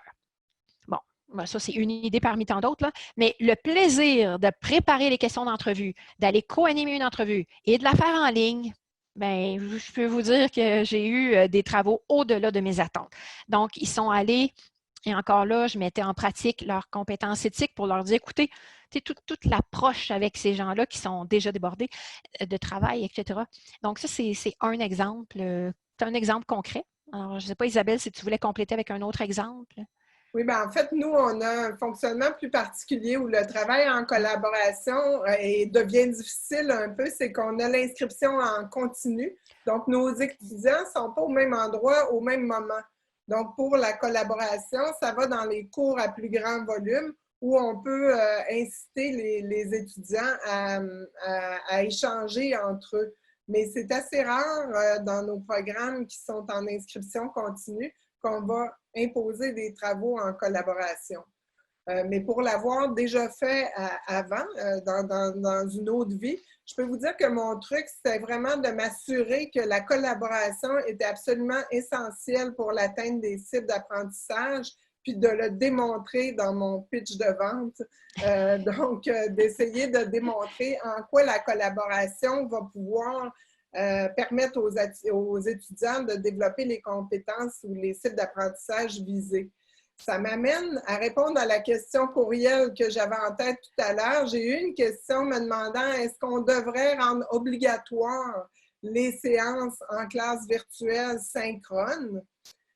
Moi, personnellement, j'aurais tendance à dire non, parce que vous vous coupez d'un avantage de la formation à distance qui est la flexibilité. Peut-être que vos apprenants, au moment où la formation, la séance virtuelle synchrone est disponible, ils sont en train de travailler ou ils ne sont pas disponibles cognitivement. Ils vont l'écouter plus tard enregistré. Mais vous pouvez, par contre, comme cette personne-là me le suggérait dans le courriel, attribuer, puis je pense que France en a parlé aussi, attribuer des points à la qualité de l'interaction. Donc, à l'interaction constructive, ça peut être en séance synchrone, donc ils sont obligés de venir à un certain nombre de séances pendant la session, mais la qualité des interactions avec les autres étudiants qui soient rendus au même niveau qu'eux, plus loin ou avant. Donc, ça peut permettre de motiver les étudiants à se pointer, comme on dit. J'en profite, si tu permets, Isabelle, juste pour que je voyais dans le clavardage qu'on avait une réponse de Nathalie Lefebvre qui illustrait justement d'autres exemples. Merci Nathalie pour ta contribution. Soit dit en passant, de l'Université de Sherbrooke, justement, Nathalie a produit un document qui permet aussi là, de comment adapter son cours. Alors, vous pouvez le retrouver en cherchant Nathalie Lefebvre dans Google, vous allez trouver Université de Sherbrooke. Et j'en profite aussi, moi aussi, il y avait une petite question qui s'est glissée tantôt, qui nous a échappé. Quelqu'un demandait tantôt comment combiner là, la technologie et la pédagogie, parce qu'on a des pédagogues, mais en même temps, on a des nouveaux outils. Alors, la technopédagogie, elle se retrouve bien expliquée dans le modèle TPACK, entre autres. Alors, je ne sais pas si je me permets Oh, je ne peux pas le faire parce que j'ai joué un tour. Je voulais montrer une image, mais comme j'ai mis un arrière-plan, ça ne fonctionne pas. Alors, il y a un handbook sur le TPAC, le modèle TPAC, que je vous recommande de lire. Je vous recommande, et bien sûr, de lire la thèse de France Lafleur 2019 qui parle du développement de la compétence des formateurs, mais aussi il y a un livre de M. Fievez 2017, je crois, qui nous donne les 17 modèles d'intégration des technologies en enseignement. Donc, on a plein de ressources. Alors, Isabelle, il y a une autre question, je crois. Le modèle TPAC est expliqué dans le microprogramme diffusé aussi, si je peux. Parfait. Donc, Serge, aide-moi. Je ne sais plus à quel numéro de question on est rendu. 14. 14, merci. Comment peut-on scénariser un cours hybride? Bien, écoutez, je vais vous inviter à aller voir le microprogramme adapté. On a le premier module porte exactement là-dessus, donc sur les étapes pour scénariser un cours. Donc, on y est allé avec une approche itérative de développement, mais d'essayer d'alterner entre des séances en présence et des séances à distance. Là, dépendamment de la situation qu'on va vivre à l'automne, peut-être que tous les étudiants ne pourront pas être présents en même temps. Donc, il va falloir, je ne sais pas, faire un système de réservation des places en présence ou d'alternance avec des demi-groupes. Chaque institution, j'imagine, va réfléchir. Mais c'est vraiment de penser à son cours en alternant le plus possible entre des séances en présence et hybrides. En présence et à distance, excusez-moi. On est prête pour la 15, Serge. Il nous reste 3 minutes selon l'horaire prévu. Alors, peut-être une dernière question punch. Ah, merci, c'est gentil. À la personne qui nous dit que le microprogramme est utile, ça fait plaisir parce qu'on a quand même pris pas mal de temps de notre été pour bâtir ça. Donc, je suis heureuse de voir que ça peut être utile. Comment gérer les droits d'auteur dans la création du contenu pédagogique et bien guider les apprenants dans ces droits-là? C'est vrai qu'il faut revenir souvent sur le sujet avec les apprenants, mais je regarde en tout cas ma fille et ses amis aller, puis je peux vous dire qu'ils sont beaucoup plus sensibilisés que nous, on l'était au moment de faire notre cégep ou notre université. Donc, on avance, mais je vous inviterai encore une fois dans le microprogramme adapté. Il y a une partie où vous avez toutes les références sur la gestion des droits d'auteur et la gestion de la propriété intellectuelle. En complément à la réponse d'Isabelle, de mon côté, j'avais fait un petit détour du côté de Copybec. Monsieur Desmarais qui avait bien répondu à mes questions. Alors, c'est aussi une ressource chez Copybec. Il y a vraiment des outils intéressants qui peuvent être complémentaires. C'est même une ressource incontournable, je dirais. Tout à fait. Donc, une petite dernière question. La scénarisation pédagogique d'une séance pourrait-elle être fixe ou on peut la changer au fur et à mesure du déroulement? Moi, je déteste tout ce qui est fixe. Personnellement, j'ai une allergie à tout ce qui est fixe. Donc, tout est toujours en évolution. Dans ma vie où j'étais conseillère pédagogique auprès d'enseignants qui enseignaient à l'université, je leur disais, quand on a fini, c'est le temps de recommencer parce que c'est tellement... on n'a jamais fini d'améliorer. Donc, vraiment, je pense que le pire ennemi de la scénarisation pédagogique, c'est de vouloir absolument fixer tout sans se garder une porte pour s'adapter. Donc, c'est important de se laisser la possibilité de pouvoir s'adapter puis de pouvoir revoir la scénarisation qu'on avait faite, d'où le développement itératif. Est-ce que tu en prends une dernière? Vous en prenez une dernière ou... On peut en prendre une dernière. Au Brésil, il y a des gens qui suivent notre formation au Brésil. C'est le fun à savoir, ça. Donc, la 17, pourriez-vous apporter des éclaircissements sur ce que vous entendez par la vitrine des travaux? Je crois que c'est peut-être une question pour toi, France. Alors, ce n'est pas une expression que j'ai utilisée, donc j'imagine, je ne sais pas de quoi il s'agit spécifiquement. C'est écrit que c'est une formule. Travaux comme formule pédagogique possible dans le cadre d'un forum.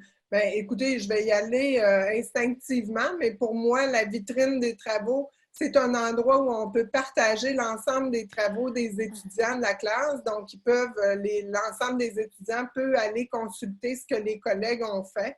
Il y a deux façons de gérer ça. On peut décider de le faire seulement avec l'approbation des étudiants après, ou on peut décider que les étudiants soumettent leurs travaux à l'ensemble des étudiants. Ce qui est un peu risqué des fois parce qu'on peut avoir des étudiants qui sont allés un peu dans le champ gauche, donc que cet exemple-là devienne un contre-exemple qui soit réappliqué. Donc, moi, j'aurais tendance à préférer une vitrine des travaux où il y a eu au moins une rétroaction formative de la part de l'enseignant qui a permis à l'étudiant d'améliorer son travail puis de s'assurer qu'il répondait bien aux exigences. Alors, voilà, Isabelle, je crois qu'on doit clôturer ce moment-ci parce que les gens ont peut-être d'autres rendez-vous, ils ont peut-être un autre webinaire. Alors, pour ma part, merci beaucoup à tous ceux. Je te laisserai le mot de la fin, Isabelle. Alors, pour l'instant, je veux juste remercier les très, très nombreuses personnes qui se sont donné le temps, la priorité de venir entendre le webinaire pour partager ensemble et parfaire leurs compétences et leurs connaissances côté pédagogique là, du numérique. Alors, bravo tout le monde pour votre investissement de temps. Alors, vous aurez accès à nos présentations de diaporamas sur le site de Jade. Et sur ce, Isabelle, je te laisse le mot de la fin. Donc, ben, il me reste à te remercier, toi, France, pour ta collaboration. Donc, ça a vraiment été un plaisir. On ne se connaissait pas il y a quelques semaines, puis là, je pense qu'on va développer une belle collaboration. Donc, je vous remercie aussi d'être venu en si grand nombre, en temps réel. Il fait très beau aujourd'hui à Québec. Peut-être que ça a fait en sorte que certaines personnes vont nous écouter en différé. Donc, c'est un des avantages de la distance. Donc, vous allez pouvoir nous écouter quand vous voulez. Si vous avez des questions, ça va nous faire plaisir d'y répondre dans la mesure du possible, disons. Mais il y a d'autres webinaires à venir qui vont vous permettre de poser d'autres questions et d'avoir d'autres interactions avec l'ensemble des personnes responsables des développements des microprogrammes, mais aussi avec les différents collaborateurs qui ont cheminé en périphérie. En terminant, je dirais que j'ai des... Donc, je vous rappelle qu'il y a une évaluation du webinaire. Vous allez recevoir un lien SurveyMonkey. Donc, s'il vous plaît, nous aussi, on veut s'améliorer. Donc, si vous pouviez compléter l'évaluation du webinaire, ça va nous permettre, nous, de nous améliorer, puis peut-être de faire des mises en garde à nos collègues qui se préparent à donner les prochains webinaires. Donc, on vous remercie à l'avance pour cette évaluation-là. Alors, au prochain webinaire, alors c'est un rendez-vous pour tout le monde, jeudi le 6 août, prochain webinaire. Et ceux qui veulent revisionner, on pouvait lire dans le clavardage que ce sera accessible justement sur le site de Jade. Il y aura les coordonnées pour revisionner. Et alors voilà, on voit défiler présentement le nom des pays, des gens qui sont présents. Là. Alors, c'est magnifique. Alors, on vous attend au prochain rendez-vous. Merci tout le monde. Voyager à un moment où on ne peut pas voyager. Alors, merci et au revoir. Merci.